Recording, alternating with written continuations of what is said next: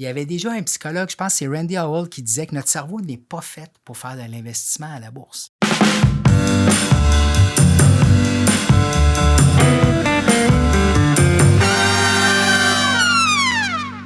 Investir en bourse, ça peut sembler plutôt compliqué, mais quand on a les bonnes techniques, les bonnes ressources, tout le monde peut investir et s'enrichir. C'est pourquoi moi et Sam, on reçoit à l'épisode aujourd'hui l'auteur du livre Pile et Face et vulgarisateur boursier, Michel Villa. Salut Michel! Salut David! Salut Samuel!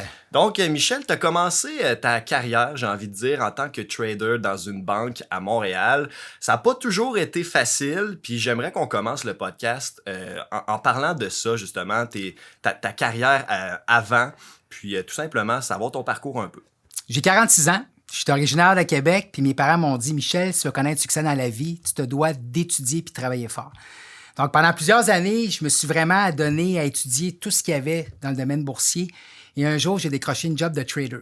Pour les gens qui ne savent pas c'est quoi, l'objectif, c'est d'acheter et vendre des actions, soit pour le compte d'un particulier comme Desjardins Courtage en ligne ou pour le compte d'une institution financière à Montréal. Donc j'ai eu la chance de commencer à Hydro-Québec pour la caisse de retraite. Donc, moi, j'exécutais des transactions pour un gestionnaire de portefeuille. Il me disait, par exemple, je veux acheter l'action de TELUS. 100 000 actions de TELUS. Toi, tu te dois de l'acheter au meilleur cours possible. Okay. J'ai fait le même type de travail aussi pour la caisse de retraite du CN. Et par la suite, j'ai fait un saut du côté plus institutionnel bancaire avec la firme Scotia. Et en 2012-2014, j'ai eu l'opportunité de gérer l'argent pour une institution financière qui était la Banque Laurentienne. Et c'est là que j'ai réalisé que le savoir-être était plus important que le savoir. OK, j'ai lu ton livre, Ouais. Puis justement, t'en parles dans le début de ton livre. Parlons-en, parce que c'est le fun de voir que tu veux pas te cacher de ça. Tu t'es planté un peu. Absolument. Puis parlons-en, je veux savoir qu'est-ce que tu as fait, ça a été quoi tes erreurs pour qu'on comprenne. Pour avoir un Michel 2.0 aujourd'hui en Exact, ouais, c'est ça. La première erreur que j'ai faite, c'est que j'étais inconscient, que j'étais incompétent. OK. Quand tu commences dans un domaine, ton niveau de confiance est très élevé, mais ton niveau d'expertise est très bas. Donc, de connaître quelque chose, ça ne veut pas dire après ça que tu vas bien l'appliquer. On sait là, quoi faire pour perdre du poids, on doit bien s'entraîner, bien s'alimenter, mais au final, tu vas-tu le perdre le poids? À la bourse, on me disait, si tu fais tel cours puis tu apprends telle connaissance, tu vas arriver et tu vas connaître du succès à la bourse. Le problème, c'est qu'un coup que tu prends une décision pour acheter une action, dans le feu, l'action, comment tu te comportes, quand ça ne va pas de ton bord, ça, c'est beaucoup plus important. Donc, être inconscient et compétent, c'est quand tu commences dans un niveau très bas, ton niveau de confiance est très élevé parce que sinon, tu ne le ferais pas. Donc, moi, j'étais tellement confiance, mais je n'avais pas d'expertise parce que pour connaître du succès à la bourse, tu dois gérer tes émotions. Puis ça, je ne l'avais pas pantoute. OK. Puis là, dans le fond, toi, tu devais gérer de l'argent pour... Oui. Et ça a donné que tu as perdu vraiment beaucoup d'argent. Suite à ça, je pense que ça... Est-ce que tu as réorienté ta carrière? Qu'est-ce qui s'est passé? OK. Bien, dans le fond, quand tu as un excès de confiance, ça se traduit comment? C'est que tu vas prendre plus de risques pour chaque position. Comme par exemple, si tu veux investir 20 de ton portefeuille dans une position, moi, j'en mettais 30 ou 40 Tu as tellement confiance en tes moyens que tu veux absolument avoir raison. Puis là, ça ne va pas de ton bord. Qu'est-ce que tu fais? Tu rajoutes sur ta position parce que tu vas avoir raison puis tu as de l'écho. À un moment donné, tu réalises que le marché ne te donne pas raison puis tu as des lourdes pertes. Puis là, ton boss il vient te voir et te dit « Hey, t'es pas mal le fun. Je t'invite à faire d'autres choses à l'intérieur de la banque. » Donc, c'est ça qui s'est passé. Après 2 ans d'expérience à la Banque Laurentienne, c'est que j'avais pas de succès. Puis là, on m'a dit de faire d'autres choses. Puis je suis parti. Mais dans le fond, on peut-tu dire que tu étais un day trader pour la banque? Oui. OK. Oui, un négociateur actif qu'on appelle. OK. Donc, tu achètes et tu vends très rapidement dans l'espoir de faire un profit. C'était quoi les rendements qui étaient attendus, mettons, d'un gars comme toi dans les institutions financières? Bien, c'est qu'on donne une enveloppe budgétaire, on donne un montant d'argent, tu dois faire un minimum d'argent. Comme par exemple, on va te donner, mettons, 5 millions d'enveloppes. Tu dois faire, mettons, 150 000 ou 200 ou 300 000. Donc, il n'y a pas nécessairement de pourcentage. C'est par rapport au capital qu'on te donne. Ah ouais, OK. Toi, tu dois livrer un certain montant d'argent. Puis si tu dépasses ce montant d'argent-là, on te donne un boni de performance. OK. Michel, des fois, ça fonctionne pas comme on veut. Tu viens d'en faire mention. J'ai 20 ans. Sam est un peu plus vieux. Sam, il est à la bourse depuis un petit bout déjà, là, je pense une dizaine d'années. C'est quoi les meilleurs trucs? C'est quoi qu'on doit faire pour s'enrichir quand on commence, qu'on n'a pas beaucoup d'expérience? Je sais Qu'on n'a pas beaucoup d'argent. qu'on n'a pas beaucoup d'argent, c'est un très bon point également. Faut commencer à quelque part. Ça a l'air niaiseux, mais je donne toujours l'exemple de Warren Buffett. Warren Buffett, savez-vous, les gars, qui a 90 milliards de valeur à 90 ans. Tout le monde dit que c'est le meilleur investisseur des temps modernes, mais il y a un facteur qu'on oublie.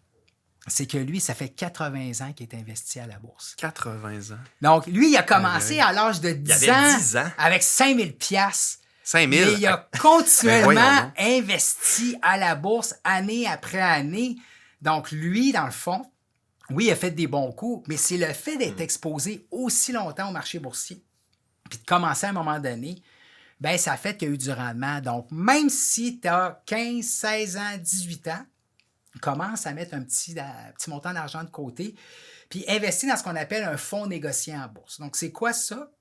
C'est un produit que tu achètes qui va répliquer la performance d'un indice de référence. OK. L'indice de référence, c'est quoi? C'est un baromètre pour évaluer la santé boursière d'un pays. Comme par exemple, au Canada, c'est le SPTSX, mais aux États-Unis, on a le S&P 500, Ouais. puis au Japon, le Nikkei 225. Donc, c'est un panier de titres, souvent de grandes entreprises, puis tu achètes ça, puis ça donne une exposition à ce marché-là. Donc, le S&P 500, à la blague, c'est 505 entreprises et non 500 de grandes entreprises américaines. Donc, tu investis dans le SPY, qui est un fonds négocié en bourse. Tu mets un petit montant d'argent sur une base régulière et tu laisses là. Tu n'es pas en train de vouloir déjouer le marché boursier. Et là, c'est ce qu'on appelle l'effet cumulé. Est-ce que d'investir dans, exemple, le S&P 500 ou, je ne sais pas, les deux autres termes que tu as dit là, pour Oui. le Canada, puis est-ce que c'est plus sûr, c'est des valeurs plus sûres d'avoir à la fin de l'année un rendement? Je sais pas si tu comprends ma question. Oui, là. bien, c'est une excellente question. Tu sais, quand on parle que l'indice de référence comme le S&P 500 va donner environ 8 à 10 annuellement. Mais ça, c'est en moyenne. Puis ça dépend à quel moment tu rentres aussi, non? Il y a ça. Ouais. Mais ce qui arrive, c'est qu'il n'y a aucune garantie que tu vas avoir ce rendement-là à chaque année. D'ailleurs, cette année, les gars, d'après vous, est-ce que le marché boursier est à la hausse malgré la COVID-19 en Marché de 2020? la hausse. Est-ce que tu sais de combien? Ben, sur quel indice? Ou Le sur S&P 500. Le S&P 500? Ouais, là, on est à la fin novembre. Hey, je veux pas dire n'importe quoi, fait que je vais me Vas-y, fermer. vas-y. Mais c'est parce que je me fie à mon portefeuille, mais il faut pas. mais écoute, je dirais plus 22, 23. Toi, David, as-tu une idée? Ben, je vais y aller dans les mêmes chiffres. J'ai vraiment aucune idée. Je suis stressé que Michel Villa Ben, me c'est pose ça. cette Non, non, question-là. Non, mais si vous posez la question à n'importe quelle personne, la personne va dire hey, ça n'a pas de bon sens. Là. Il y a 12 de taux de chômage en Amérique du Ouais. Nord. On reçoit des chèques de PCE. Et le marché boursier a perdu plus de 30 de 19 février au 23 mars. Mais le marché au 30 novembre est en hausse de 13 C'est quand même Ah, j'avais quasiment inversé les excellent. chiffres. Ah ouais, c'est vraiment bon. Puis, Ouais. pourquoi? Pourquoi est-ce que... Très bonne question. La fameuse question. Ben non, mais tu sais, Ouais, on va poser. on va aurait tous poser. pensé le contraire. Pourquoi? C'est que la bourse, c'est un mécanisme d'anticipation. Oh! Je le vois dans tes yeux. C'est que les gens investissent pas en fonction du passé, mais en Ok, fonction ouais. de ce qui s'en vient. Si je vous dis qu'il y a un vaccin qui va être disponible dans un an, est-ce que tu achètes le marché boursier maintenant ou tu attends à ce que le vaccin sorte dans un an? Tu l'achètes Non. tout de suite parce que tu Tu veux vas l'acheter tout l'anticiper. de Ouais. suite parce que tu vas l'anticiper. Et c'est ça qui fait que durant les 2 guerres mondiales, le marché boursier a été à hausse Ah ouais. parce qu'on anticipait de jours meilleurs. Ça, c'est le premier facteur. Puis deuxièmement, c'est que l'être humain, il est résilient, novateur et créatif. Tu mises sur le potentiel humain. Et tant si longtemps que tu crois à ça, tu vas croire au marché boursier. Très intéressant. Hey, j'avais déjà entendu une phrase qui disait Oui. à la bourse, c'est là où les gens patients font de l'argent sur les gens impatients. C'est J'avais qui trouvé qui ça a dit vraiment ça? bon. Je me rappelle pas. Je te donne un indice. J'ai déjà parlé de cet individu-là dans le podcast. Warren Buffett. Yes, sir. Ah ouais. C'est un mécanisme de transfert des gens impatients vers les gens patients. Parlons-en, parce que dans ton livre Pile et Face, Oui. t'as réservé une partie de ton livre, tu parles de l'émotion. T'as dit aussi que c'est ça, on pouvait investir on pouvait bien investir à la bourse, oui, en suivant des statistiques, des cours, etc., mais ça se passe entre les deux oreilles. Oui. C'est vraiment les émotions. Je veux t'entendre sur ce sujet-là. Puis parce qu'en plus, tu fais du yoga, je sais que tu adores ça. Puis je veux Et savoir de la si ça- méditation la aussi. méditation. La méditation aussi. Savoir si ça a un lien, etc. Bien, très bonne question. Alors, je parlais il y a quelques instants que d'investir les indices de référence donne environ 10 de rendement sur une base annualisée. Mais ce que je vous ai pas dit, c'est comment que ça brasse cette histoire-là. C'est ce qu'on appelle la volatilité. La volatilité, c'est quand que les rendements fluctuent. Donc, à chaque année, tu dois vivre avec le fait que ça va brasser. Donc, c'est pour ça qu'il faut commencer tôt puis investir longtemps, puis de comprendre que ça ira pas de façon linéaire, comme on dit en bon français, des lignes droites. Donc, c'est important de comprendre que pour connaître du succès, que ce soit à la bourse, dans la perte de poids, l'entraînement physique, c'est quoi? C'est d'accepter un inconfort à court terme pour bénéficier d'un bien-être à long terme. Ça, c'est ce qu'on appelle la gratification différée. Ça ne me tente pas de mettre le 10$ de côté pour mon futur parce que c'est intangible pour moi. J'ai 18 ans, là. Tout ce que je pense, c'est d'avoir du fun. Je ne m'imagine pas pantoute à 75 ans, 80 ans. Donc, l'être humain, il est plus dans la gratification immédiate. Parce qu'à court terme, on cherche le plaisir. Donc, si tu brûles ta paye à chaque 2 semaines, si tu t'alimentes mal, si tu ne fais pas d'exercice physique, ben, tu n'auras pas d'épargne à long terme, puis tu cours les risques de développer une maladie cardiovasculaire, par exemple. Puis une affaire que je voulais parler avec toi, Michel, tu sais, de ce temps-ci, la bourse, il y a eu beaucoup de boursicoteurs qui se sont ouverts des comptes pour jouer à la bourse. Ouais. Puis, tu sais, je pense qu'il y a beaucoup de gens qui en entendent parler, mais ils ne savent pas concrètement comment faire. Comment tu fais ton entrée en bourse? Comment tu fais pour mettre ton premier 2000 à la bourse? C'est quoi les premiers steps? C'est une excellente question. Tu sais, dans le fond, la première question, tu vas te demander, est-ce que tu veux le faire de façon autonome? Tu vas être un investisseur autonome? Si oui, tu vas ouvrir un compte dans une firme de courtage à escompte. Et ce que ça fait, c'est que tu n'as pas personne qui donne de conseils. Donc, ce que tu vas faire, c'est que tu vas investir à l'intérieur d'un fonds négocié en bourse, comme je parlais du S&P 500, où tu vas construire un portefeuille toi-même avec des fonds mutuels. Ou avec des Souvent, actions. Ou des actions. Mais le principe, Samuel, c'est que la règle du pouce, c'est que si tu n'as pas 50 000 à investir à la bourse, tu n'as pas d'affaire à être investi dans les titres de façon directe. Pourquoi? Parce que tu n'as pas les bénéfices d'une diversification.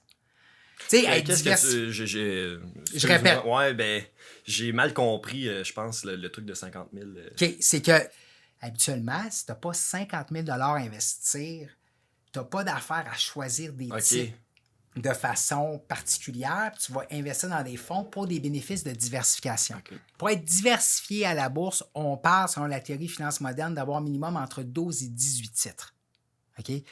Si tu n'as pas ça, tu risques d'être vulnérable. Puis malheureusement, la moyenne des gens, dans le fond, détiennent entre 3 et 4 titres en portefeuille. Donc, ils vont se dire, moi, je vais acheter la compagnie ABC, j'ai 10 000 $. Je ne serais pas capable d'acheter 10 actions. Donc, ce que je vais faire, je vais mettre 6 000 dans cette action-là, puis je vais mettre 4 000 ailleurs pour avoir un effet de levier. Donc, 50 000 tu l'investis dans des fonds communs de placement.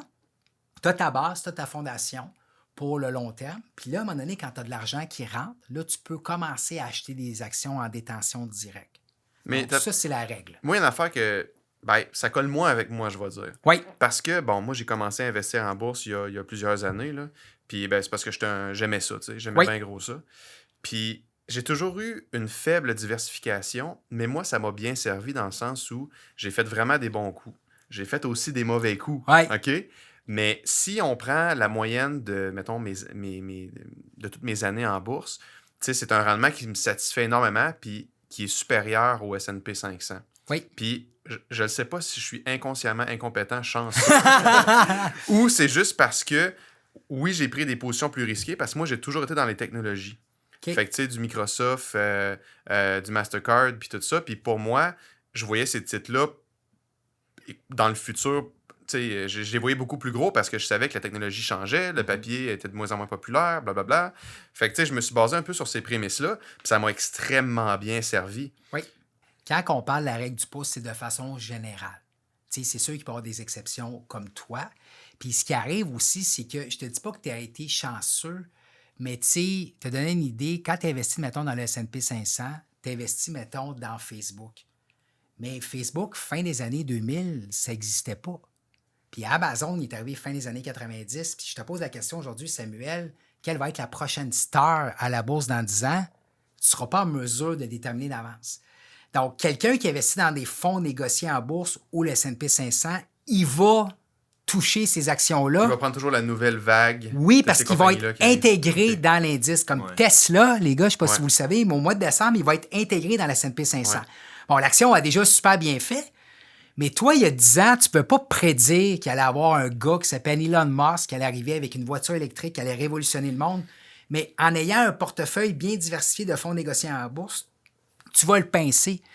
Donc, c'est ça qui est vraiment important. Donc, je te dirais bravo pour ce que tu as eu, mais de façon générale, malheureusement, j'ai trop vu des situations d'horreur où ce qu'une personne va investir 20 000 dans 2-3 titres et ces titres-là se négocient sous la barre d'une pièce, puis finalement, ça ne lève pas, puis ils perdent leur capital. Moi, j'ai l'impression que, justement, c'est facile à dire par après. Tu sais, on Oui. va se le dire, c'est très facile de dire « Hey, j'aurais dû faire ça, ça. » Par contre, j'ai l'impression que si on met nos émotions de côté puis on garde le plan qu'on avait, Ouais. puis à la limite, écoute, on perd nos codes d'accès pendant 5 ans, j'ai l'impression que ça va beaucoup mieux nous servir parce que sous l'effet de l'émotion, c'est genre ça qui fait qu'à 90% du temps, on perd de l'argent parce que on voit qu'on perd de l'argent, on est à moins 10, moins 20, moins Ouais. 40%, puis on dit « Ah, il faut que je coupe je coupe mes pertes. » Fait que là, tu vends, mais tu sais, 2 ans après, le type a triplé, tu sais. Absolument. Mais je me trompe-tu ou sous l'effet de l'émotion, c'est comme 90% des erreurs se font sous l'effet de l'émotion? Tu as tout à fait raison. Puis j'ai une excellente anecdote. Écoute, Vas-y. ils ont fait une étude auprès de Fidélité. Ils se sont posé la question, c'est quoi la clé de réussite de nos clients les plus performants? Donc, on est rentré en communication avec ces gens-là, puis on a réalisé 2 choses. La première, c'est que la majorité des clients ne se souvenaient même plus qu'il y avait un compte ouvert chez Fidélité. Puis la deuxième, c'est qu'ils étaient morts. Ah, c'est ouais, capoté, OK, hein. parce qu'ils ont laissé là. Puis... Oui, ils n'ont pas commencé à dire « Oh my God, il arrive telle affaire, je dois liquider mon portefeuille ou je dois faire telle transaction. » Juste la stratégie de ne rien faire, c'est souvent une stratégie qui est payante à la bourse. Puis le problème, il y avait déjà un psychologue, je pense que c'est Randy Howell, qui disait que notre cerveau n'est pas fait pour faire de l'investissement à la bourse. Ah, ouais. Oui, parce que notre cerveau, c'est quoi sa première fonction? Puis je ne suis pas un psychologue, là. C'est une fonction de survie, de nous protéger. Quand tu rouvres les médias puis qu'ils te disent qu'on est dans une crise sanitaire d'importance parce que les marchés boursiers ont reculé, qu'est-ce que ton cerveau te dit? Vends tout. Va te protéger parce que ça va baisser davantage. Donc, à la bourse, c'est contre-intuitif de garder le cap, de demeurer investi. Puis souvent, l'être humain, il a le goût d'être proactif, de démontrer qu'il est meilleur que les autres, puis qu'il a un excès de confiance, puis qu'il a le goût de négocier, puis d'avoir le contrôle. Mais à la bourse, souvent, la stratégie d'être passif, rien faire, est vraiment plus payante. Donc, la preuve, lors des 15 dernières années, la gestion passive offre un meilleur rendement par rapport à la gestion active. La gestion active, David, dans le fond, c'est quelqu'un qui décide de vouloir déjouer le marché boursier en faisant des transactions pour offrir un rendement qui est supérieur à l'indice de moi, référence. David, Ça, c'est Samuel. C'est moi en ce moment. Peut-être que quand ça va aller mal, je vais dire que non, c'est pas moi. c'est quand tu achètes, tu revends rapidement ou... Ou tu essaies d'offrir un rendement Ouais. qui est meilleur que le S&P 500. Donc, si le S&P 500 te donne 10 de rendement, toi, tu dis, moi, je suis capable de faire meilleur que ça après les frais. Mais 95 des gestionnaires de portefeuille sur une période de 15 ans ne sont pas en mesure de le faire. Donc, à court terme, tu peux être très chanceux. Et c'est ça qui est problématique. Donc, Hey, Michel, je te coupe. Je veux redire ce que tu as dit. C'était vraiment intéressant. 95% des gestionnaires de portefeuille, donc des gens qu'on pense hautement compétents, qui vont gérer des fonds, qui vont gérer des investissements, ne donnent même pas le rendement du S&P 500. Oui. Fait que quand tu penses à ça, il y a des êtres humains qui sont payés plusieurs millions par année pour essayer de battre l'indice et 95% d'entre eux ne le battent pas. Fait que qu'est-ce que ça nous dit, ça? C'est capoté. il y a un concept qui s'appelle, dans le fond, le paradoxe des habiletés. Dans le fond, ce que ça dit, c'est que si tu joues à un jeu puis que tout le monde est bon, c'est encore beaucoup plus difficile d'être meilleur qu'un autre. D'où, je dirais pas l'importance, mais d'où le fait qu'il existe une stratégie qui est d'acheter un fonds indiciel, un fonds négocié en bourse qui va émuler un rendement de 8-10 8-10 ou du S&P 500, par exemple. Fait que, tu sais, ça en dit long, tu sais. Ouais. Mais une autre affaire que j'aimerais parler avec toi, Michel, quelqu'un qui n'a pas énormément de chance dans la vie, tu sais, puis qui n'a pas des parents fortunés ou qu'il n'a pas une job très, très, très payante, est-ce que tu penses que mathématiquement, les chances sont très élevées que quelqu'un au salaire minimum devienne millionnaire à 65 ans?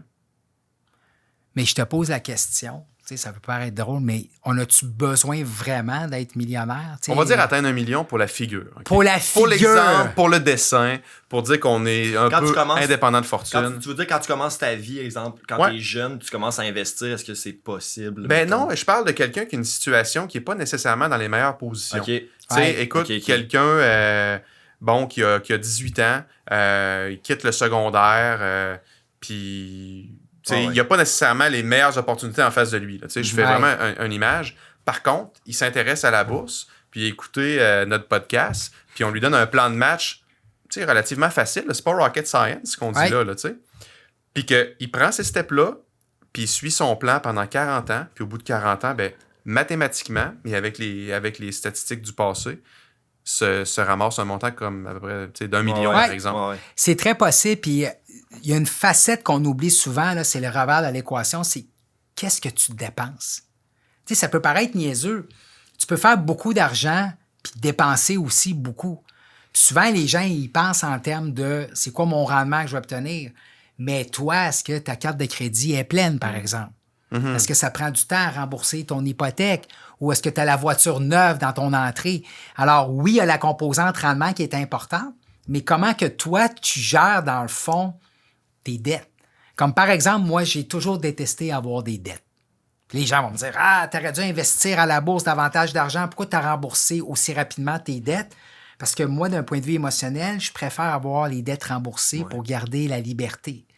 Donc, le point, il y a ça aussi. Donc, oui, d'éduquer les gens sur l'importance de demeurer investi, mais ton rythme de vie aussi est important. Puis d'ailleurs, McSween en parle dans son récent livre, et même, je pense que c'est le jeune retraité. Pour certaines personnes, tu peux vraiment serrer la vis pour être capable d'avoir une liberté financière ou une indépendance financière à un certain âge. Donc, se poser la question, est-ce que ça, j'en ai vraiment besoin? Donc, ça dépend, là. Ça dépend, est-ce que ça colle à ta personnalité, à ton style, etc.? Oui. Mais, tu sais, c'est important de savoir, tu dois gérer cette composante-là aussi dans l'équation. Est-ce que c'est la majorité qui font beaucoup d'argent à la bourse? Tu sais, si tu suis les règles de base qu'on a parlé depuis le début du podcast, est-ce que, ultimement, au bout de tant d'années, tu as vraiment des bonnes chances de faire de l'argent si tu suis, exemple, des règles ou des stratégies exactes? Ouais. Absolument. Absolument. Puis là, ce qui arrive, c'est que c'est un système où ce que tout le monde peut faire de l'argent. C'est ça qui est le fun. C'est vraiment et relativement facilement aussi. Oui. C'est ce qu'on appelle un jeu infini, là, de Infinite Game. Là. Il n'y a pas de notion de compétition. La compétition se fait d'un gestionnaire de portefeuille par rapport à lui-même, par rapport à l'indice de référence. Mais toi, comme un investisseur à la maison, c'est un jeu infini parce que la bourse, elle peut aller où ce qu'elle veut, au niveau qu'elle veut, à long terme. Donc, la seule équation qui fait que ça va tenir, c'est qu'il faut absolument qu'il y ait de l'optimisme, qu'il y ait de la créativité, l'innovation. Et la journée qu'on va atteindre ce point mort-là, là, ça sera plus vrai. Mais pour l'instant, si tu crois au potentiel humain, c'est vrai. Donc, il n'y a pas une compétition là-dedans. Toi, là, tu vas faire ton petit bout de chemin, toi aussi. Puis tu sais, tu le dis dans ton livre que les gens qui ne réussissent pas nécessairement à la bourse, c'est les gens qui, à force de peut-être faire des mauvaises décisions, c'est ça, vont se décourager, vont juste arrêter d'investir. Puis c'est là le problème aussi, c'est là qu'il faut se raisonner puis à ne pas aller dans l'émotion, dans le fond. Écoute, c'est tellement bien dit. Je ne sais pas si vous vous souvenez du lundi noir en 1987. Vous êtes relativement jeune, les gars. Moi, j'étais pas né, Michel. Moi non plus. J'avais même pas une idée dans la tête de mes parents, je pense. Ben, cette journée-là, le marché boursier a perdu 23 Okay. C'est une expérience qui est traumatisante. Mais savez-vous qu'il y a des gens qui ont été atteints, dans le fond, de crashophobie? Qu'à partir de ce moment-là, il y a bien des gens qui n'ont jamais réinvesti à la bourse parce que c'est une expérience traumatisante. Puis ce qui est spectaculaire, c'est qu'au mois de décembre de la même année, on avait rattrapé le terrain perdu. Puis depuis ce temps-là, le marché boursier il est comme en feu. Mais imaginez, on a vu la même affaire en 2008-2009.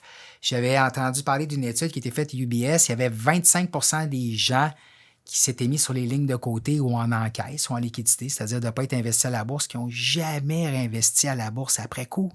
Ça, c'est vraiment triste parce qu'ils ont été un peu gelés par la situation. Parce qu'il y a un coup d'opportunité qu'ils n'auront jamais eu, là. Absolument. Parce que ne pas être investi, il y a un coût à ça. Oui. Tu sais, Ben oui. sur 25 ans, si tu n'as pas investi, c'est énormément d'argent que tu aurais pu avoir si tu avais simplement fait peut-être un move il y a 25 ans. Ou, Écoute, c'est tellement bon ce que tu avances. Je vais donner 2 exemples rapides. De 1998 à 2018, sur une période de 20 ans, c'est pas vraiment facile, là.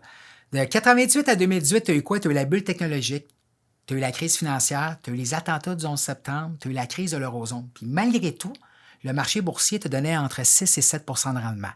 Mais si tu avais raté les 20 meilleures journées, pas beaucoup, là, ton rendement il aurait été négatif. Ah, ouais. Ah, c'est fou. Les 20 meilleures journées. Ouais.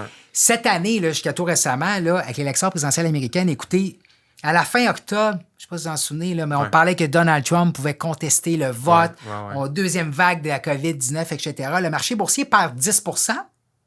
Puis là, les gens ont peur. Qu'est-ce qui se passe? Ah, je me mets ces lignes de côté, on va attendre. Le marché est en hausse de 15 % depuis la fin octobre. C'est le meilleur mois de novembre depuis des années. Comme tu disais, Samuel, si tu as raté ça, c'est extrêmement difficile à rattraper. Oui, c'est vrai. Puis écoute, j'ai dit à un de mes amis, parce que quand j'ai vu l'espèce de retrait qu'il y a eu, puis de drop qu'il y a eu là, de 13 % là, j'ai dit à un de mes amis que lui, bon, il a l'intérêt d'investir en bourse. J'ai dit, écoute, je suis pas un spécialiste, mais là, je pense que s'il y a un bon moment pour rentrer, c'est bon. Pas mal là, tu sais. Est-ce que je me trompe? Absolument. Tu as tout à fait raison. Absolument, je me trompe. Absolument. Tu as tout à fait raison. Et là, je ne tomberai pas dans le détail, mais il y a un indicateur qui s'appelle le VIX. Et c'est pas quelque chose qu'on se met sur le corps quand tu as un rhume. Là. C'est VIX, c'est l'indice de volatilité. Et ça, ce que ça dit... L'indice de la peur aussi qu'on dit. L'indice de la peur, c'est que quand le marché recule beaucoup, la volatilité, elle augmente. Ça veut dire que tu as des mouvements boursiers qui sont plus violents. Donc, ça, cette bébête-là, la moyenne historique, c'est autour de 20. OK? Mais dans le temps de la COVID, il a touché 86. Donc, quand il y a une lecture qui est très élevée, ça veut dire que les gens sont bien nerveux. Puis quand la lecture est basse, ça veut dire que les gens sont très complaisants. Donc, on touche 86 au mois de février-mars et tu as touché 10 en 2017. OK? Donc, habituellement, sur une base historique, quand ton VIX est au-dessus de 40, tu t'attends en moyenne à un rendement de 32 % sur l'année qui suit. Et ce que tu parles, Samuel, c'est qu'à la fin octobre, le VIX il est allé au-dessus de 40. Donc, quand tu as pris le téléphone ou que tu as appelé tes chums pour leur dire, en termes de rendement à risque, c'était super intéressant parce que c'est 32 % de rendement annualisé pour le S&P 500 quand tu rentres dans ces moments-là. Il ne se rend pas compte du cadeau que j'y avais fait. Hein? mais non, mais tu sais, on entend souvent parler de gens qui donnent leur opinion par rapport à la bourse, puis on dirait que la majorité du temps, on ne peut pas vraiment se fier à ça, puis c'est bien normal. Mais, tu sais, il y a certaines notions, comme tu parles, Michel, qui sont véridiques, qui ont été prouvées d'année en année. Oui. Puis, tu sais, de suivre l'indice du VIX, l'indice de la peur, puis de regarder le niveau du S&P 500 puis par rapport au drop qui va arriver. Parce qu'il faut le dire, dans l'année, le S&P 500 monte beaucoup plus lentement qu'il va dropper. Oui. Donc, si, admettons, il y a eu une hausse de 15 % par exemple, mais ça se peut que dans une journée, il baisse de 7 %. Fait que quand il arrive ces espèces de petits crash-là, si je peux dire ainsi, ben, sont facilement identifiables. Du moins, moi, j'ai de la facilité à les identifier. Donc, des fois, de rentrer dans ces moments-là peut te donner une longueur d'avance qui est extrême.